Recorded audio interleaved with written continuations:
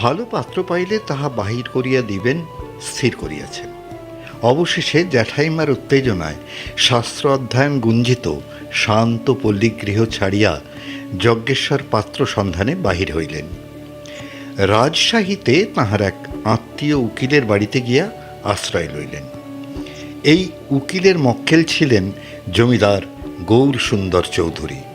তাহার একমাত্র পুত্র বিভূতিভূষণ এই উকিলের অভিভাবকতায় কলেজে পড়াশুনো করিত। ছেলেটি কখন যে মেয়েটিকে আসিয়া দেখিয়াছিল তাহা ভগবান প্রজাপতি জানিতেন। কিন্তু প্রজাপতির চক্রান্ত যজ্ঞেশ্বরের বুঝিবার সাধ্য ছিল না। তাই বিভূতি সম্বন্ধে তাহার মনে কোনো প্রকার দুরাশা স্থান পায় নাই কখনো। নিরীহ যজ্ঞেশ্বরের অল্প আশা, অল্প সাহস, বিভূতির মতো ছেলে যে তাহার জামাই হইতে পারে এ তাহার সম্ভব বলিয়া বোধ হইল না।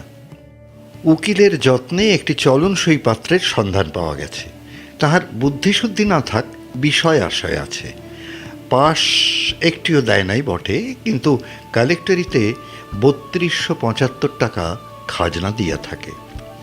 পাত্রের দল একদিন আসিয়া মেয়েটিকে পছন্দ করিয়া ক্ষীরের ছাঁচ, নারিকেলের মিষ্টান্ন, নাটোরের কাঁচাগোল্লা খাইয়া গেল।